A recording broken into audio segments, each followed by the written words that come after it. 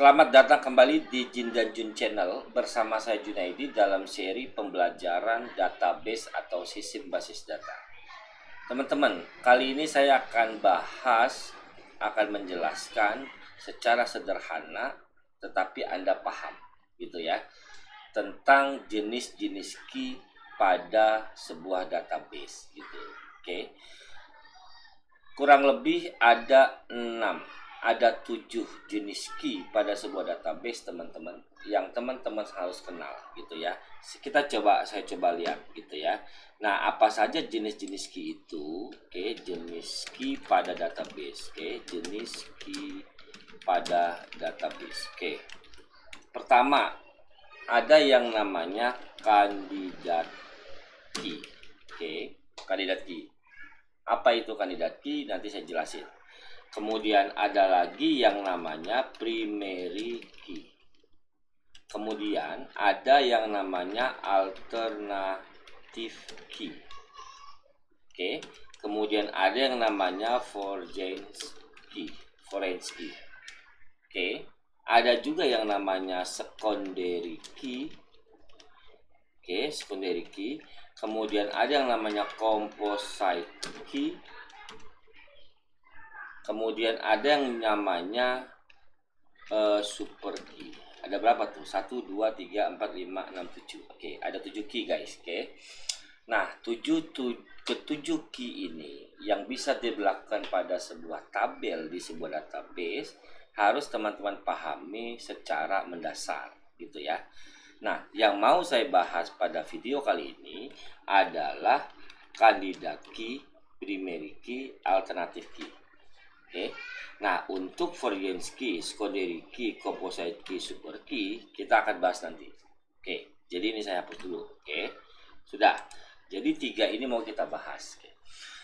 Nah, sebelum saya masuk menjelaskan apa itu kandidat key, primary key, alternative key, dan bagaimana dia tercipta, saya mau menjelaskan dulu syarat sebuah key. Untuk dapat menentukan sebuah key, Anda harus bisa memastikan bahwa informasi itu unik gitu. Unik itu artinya tidak ada yang punya selain dia gitu. Oke. Teori unik sudah pernah saya bahas di video sebelumnya. Kalau Anda belum paham apa itu unik, disarankan Anda tonton video saya sebelumnya, baru Anda bisa menonton video yang kali ini. Oke. Unik pada sebuah ruang lingkup. Misalnya, Anda ingin membuat sebuah sistem untuk sebuah sekolah di SMK 1 misalnya gitu ya. Oke. Sistem pendaftaran siswa. Oke. Nah, berarti Anda punya satu tabel siswa namanya. Oke. Nah, di tabel siswa itu tentunya banyak atribut atau banyak field. Lagi-lagi, kalau Anda belum paham atribut dan field, Anda juga bisa tonton video-video saya sebelumnya. Jadi, atribut atau field itu adalah nilai terkecil dari sebuah objek. Misal siswa. Oke, siswa itu kan berarti siswa itu kan global. Kumpulan siswa itu siswa. Nah, apa atribut dari siswa? Jadi contohnya misalnya namanya siapa, alamatnya di mana, jenis kelaminnya apa, tempat lahirnya di mana, tanggal lahirnya kapan, nama orang tuanya siapa. Nah, itu adalah field. Itu adalah atribut yang berhubungan dengan si siswa. Kalau Anda bicara mata kuliah misalnya, oke, berarti apa yang menjadi atribut mata kuliah? Nama mata kuliahnya apa? SKS-nya berapa? Nah, gitu. Kalau Anda bicara meja gitu ya, barang gitu. Misalnya kumpulan barang lah, meja, lemari dan sebagainya lah. Berarti apa yang menjadi atribut sebuah meja tadi gitu ya? Oke. Tingginya berapa? Lebarnya berapa? Bahannya dari apa? Warnanya apa? Nah, itu. Nah, itulah atribut, oke. Nah, di antara atribut-atribut tadi, Anda harus bisa tentukan salah satunya dijadikan sebuah key. Kalau tidak ada atribut yang bisa dijadikan sebuah key, maka buat atribut baru untuk dijadikan sebuah key. Itu contoh yang saya bilang tadi. Oke, kita bicara tabel mahasiswa. Oke. Nah, atribut tabel mahasiswa itu kan nama mahasiswa, alamat, tempat lahir, tanggal lahir, jenis kelamin, kan begitu ya. Nah, karena tidak ada satu atribut pun yang bisa dijadikan key, nama, kenapa nggak bisa? Bisa jadi ada nama yang sama di kampus yang sama, kan begitu. Jenis kelamin apalagi, oke? Cuma ada dua, sementara mahasiswanya banyak, bisa jadi. Alamat bisa jadi ada mahasiswa yang punya alamat yang sama, kan begitu kan? Nah, tempat lahir ya bisa jadi ada di tempat lahir yang sama, kan gitu kan, tanggal lahirnya. Nggak ada atribut yang bisa dijadikan key, maka dibuatlah satu atribut untuk dijadikan key yang namanya NIM, nomor induk mahasiswa, gitu. Nah, nomor induk mahasiswa ini adalah sebuah atribut yang sengaja diciptakan agar bersifat unik, mewakili mahasiswa. Oke, udah paham? Nah, teori unik lebih dalam, Anda tonton saja video saya sebelumnya agar Anda paham apa itu unik. Oke. Nah, yang mau saya jelaskan di sini adalah apa sih perbedaan kandidat key, primary key, alternative key, dan bagaimana key-key itu terjadi. Oke. Kita bahas kali ini. Oke, teman-teman, saya anggap sebuah kasus. Tentunya teman-teman pernah terlibat mendaftar sesuatu acara atau mendaftar sesuatu tempat. Misal gini, teman-teman ingin mendaftar menjadi seorang mahasiswa di sebuah kampus, tentunya teman-teman dihadapkan dengan sebuah formulir pendaftaran. Betul ya? Nah, di formulir pendaftaran itu ada informasi-informasi yang harus teman-teman isi. Oke. Yang saya mau katakan, setiap teman-teman ingin mengisi formulir itu, biasanya Anda diminta memasukkan nomor identity gitu. Identity number. Nah, identity number itu biasanya gini. Kalau teman-teman biasa diminta KTP gitu ya. Nah, di KTP itu ada satu nomor yang unik sebagai nomor induk kependudukan di Indonesia. Kan gitu kan? Oke, maka kerap kali teman-teman diminta ada KTP enggak gitu ya. Nah, apa yang akan diambil dari sebuah KTP itu? Yang akan diambil adalah nomor induk kependudukannya gitu. Karena nomor induk kependudukan itu unik di ruang lingkup Indonesia. Kan gitu kan? Oke. Atau misal teman-teman ingin melakukan sebuah peminjaman ke sebuah bank. Biasanya teman-teman harus mengisi formulir peminjaman. Gitu kan? Nah, atau teman-teman ingin buka rekening bank. Oke, kalau teman-teman pernah terlibat ingin membuka rekening bank, nah biasanya teman-teman juga harus mengisi formulir pembukaan rekening, gitu ya. Nah, yang saya mau bilang itu, ketika teman-teman sebelum mengisi formulir tadi, mengisi data-data pendaftaran, biasanya teman-teman diminta memiliki salah satu identity card gitu atau identitas. Oke. Biasanya kalau bank, teman-teman diminta masukkan nomor identitas. Bisa KTP, atau SIM, atau paspor. Kan gitu ya. Nah, misalnya jadi begitu. Jadi misalnya teman-teman ingin membuka rekening sebuah bank, terus teman-teman diminta, Bapak punya KTP enggak? Atau SIM, atau paspor. Oke, saya bilang KTP. Oke, KTP, atau SIM, atau paspor gitu. Oke. Nah, KTP atau SIM atau paspor, kenapa 3 identitas card ini bisa dijadikan identity unik buat Anda gitu. Karena masing-masing kartu ini dianggap memiliki informasi yang unik. Seperti pada KTP itu ada yang namanya nomor induk kependudukan. Nah, nomor induk kependudukan itulah yang dicatat di formulir pendaftaran tersebut, gitu ya. Karena nomor induk kependudukan tadi adalah unik. Oke. Kalau teman-teman nggak punya KTP, maka teman-teman pun bisa ganti dengan SIM. Oke. Bisa SIM C, bisa SIM B, bisa SIM A, gitu ya. Oke. Apa yang mau dilihat di SIM itu? Nomor SIM-nya, gitu. Kenapa? Karena nomor SIM dianggap unik di Indonesia ini. Nggak ada nomor SIM yang sama gitu. Nah, kalau teman-teman nggak punya SIM, biasanya teman-teman bisa memasukkan nomor paspor, ID paspor gitu kan. Oke. Nah, Yang mau saya katakan di sini adalah ketika teman-teman diminta menunjukkan sebuah identitas, baik KTP atau SIM atau paspor, berarti tiga ini bisa dijadikan sebagai identitas Anda yang unik, gitu kan. Nah, pada saat Anda memiliki ketiga-tiganya, gitu ya, Anda bilang, Bapak punya KTP enggak? Atau SIM atau paspor, gitu ya. Lalu Anda katakan punya tiga-tiganya. Oke, pada saat tiga-tiganya ini ada, gitu ya, pada saat ketiga ini ada, oke, ini saya geser dulu ya. Oke, nah pada saat ketiga-tiga ini Anda bilang ada, oke, maka ini kita sebut sebagai apa? Sebagai kandidat key gitu. Oke, sebagai kandidat key nih gitu guys. Oke, nah inilah kandidat key. Nah, gitu. Kenapa? Karena Anda kan sebenarnya hanya diminta salah satu, tetapi Anda memiliki ketiganya. Oke, maka pada saat Anda memiliki ketiganya, maka KTP, SIM, paspor disebut sebagai kandidat key. Kandidat key itu adalah calon key gitu. Kenapa? Karena belum ada yang dipilih, tetapi apapun yang dipilih bisa menjadi sebuah key. Kan gitu kan?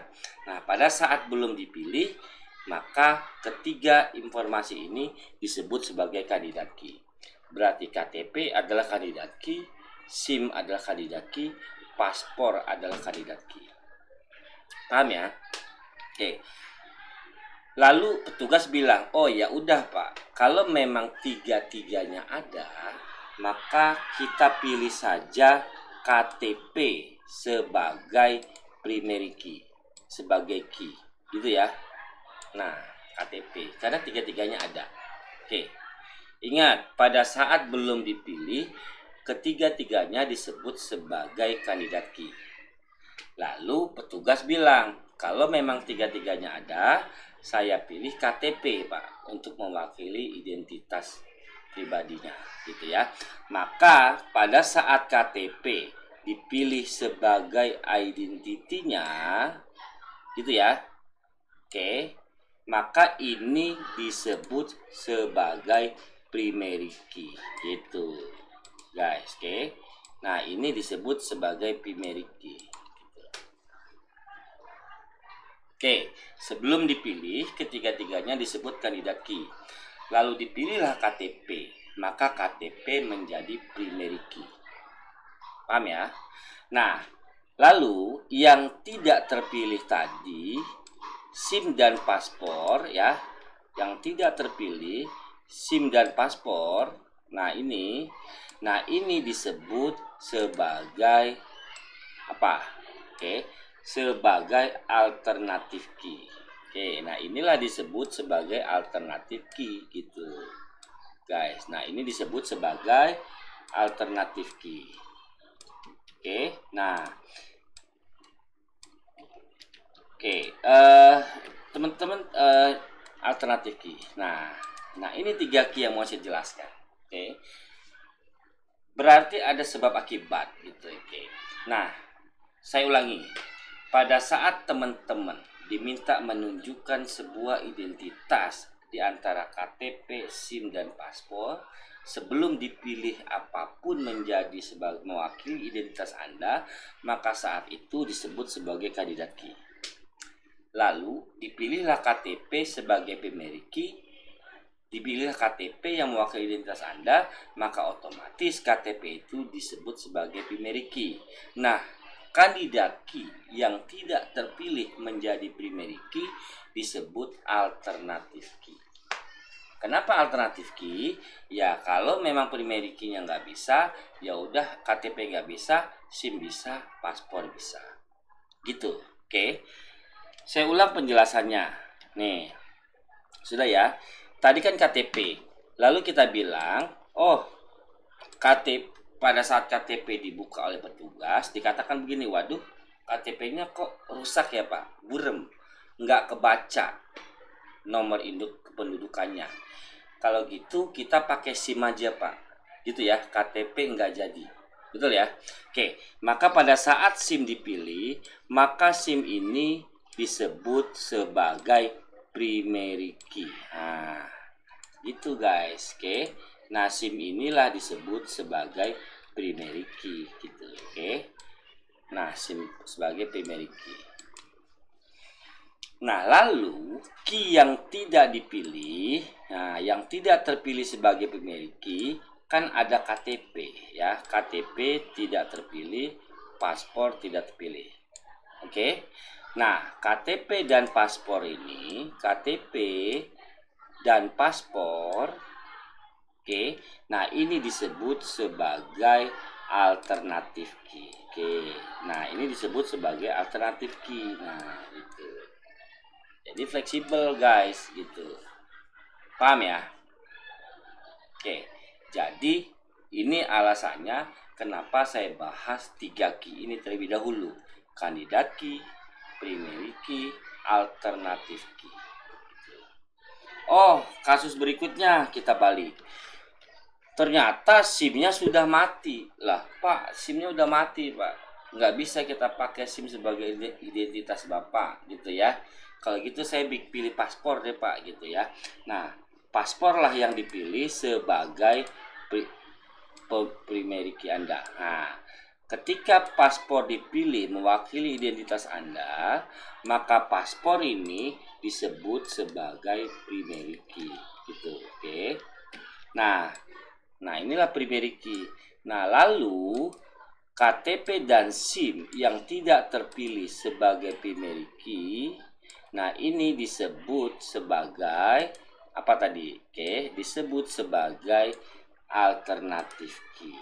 Gitu. Jadi apapun bisa menjadi primary key atau menjadi alternatif key selama awalnya dia adalah kandidat key.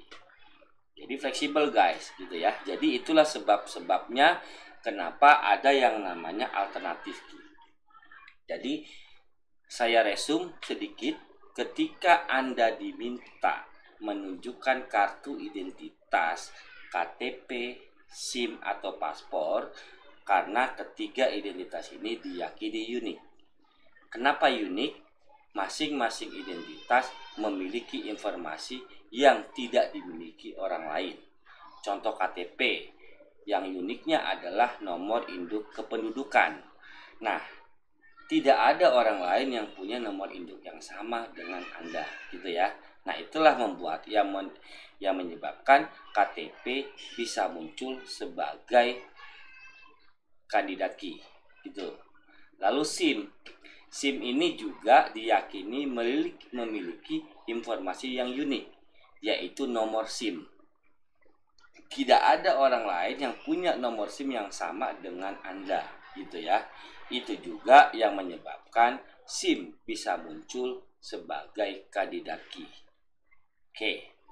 Paspor juga diyakini unik. Tidak ada orang yang memiliki nomor paspor yang sama dengan Anda. Itu juga yang bisa menyebabkan paspor menjadi kandidat key. Sebenarnya banyak, guys. Sekarang itu udah banyak yang bisa dijadikan identitas. Bahkan nomor handphone udah bisa dijadikan identitas Anda. Karena nggak ada orang yang punya nomor yang sama. Tetapi orang belum terlalu berani mengambil nomor handphone. Karena nomor handphone bisa berubah kapanpun, gitu ya. Oke, nomor NPWP itu bisa. Oke. Kemudian nomor BPJS itu bisa. Cuma rata-rata tadi hampir semua instansi, semua perbankan itu masih meminta 3 hal ini, KTP atau SIM atau paspor. Paham ya? Nah, ketiga-tiganya ini Anda miliki untuk mewakili diri Anda menjadi identitas pribadi Anda yang dicatat di pendaftaran tadi. Sebelum dipilih, semuanya kita sebut sebagai kandidat key, gitu ya. Lalu kita pilihlah KTP. Maka KTP yang tadinya kandidat key berubah menjadi primary key, kemudian SIM dan paspor berubah menjadi alternatif key. Oh, KTP-nya nggak bisa, saya mau pilih SIM. Ya udah, Berarti SIM primary key, KTP dan paspor adalah alternatif key. Oh, SIM juga nggak bisa, KTP nggak bisa, saya pilih paspor. Maka pasporlah primary key, KTP dan SIM sebagai alternatif key. Oke. Kalau secara teori, berdasarkan penjelasan saya tadi, kita bisa bilang primary key adalah kandidat key yang dipilih menjadi mewakili sebuah key. Nah, itu bisa. Alternatif key adalah kandidat key yang tidak dipilih menjadi primary key. Nah, gitu. Kemudian kandidat key adalah informasi yang bisa dijadikan sebagai key. Oke. Balik lagi guys, seperti biasa, penjelasan saya ini tidak merujuk pada teori tertentu, pendapat tertentu, tetapi Anda bisa cari informasinya lebih jauh kalau Anda mau memahami secara teori dan pendapat orang-orang tertentu. Nah, penjelasan saya kali ini dimaksudkan memberikan gambaran secara gamblang dalam implementasi teman-teman sehari-hari sehingga teman-teman bisa memahami dengan baik apa itu primary key, apa itu kandidat key, dan apa itu alternatif key. Oke, ada 4 key lagi yang mau saya bahas pada video berikutnya guys. Video kali ini saya bahas 3 key tadi. Semoga informasi ini bermanfaat. Terima kasih. Jin dan Jun Channel mohon pamit.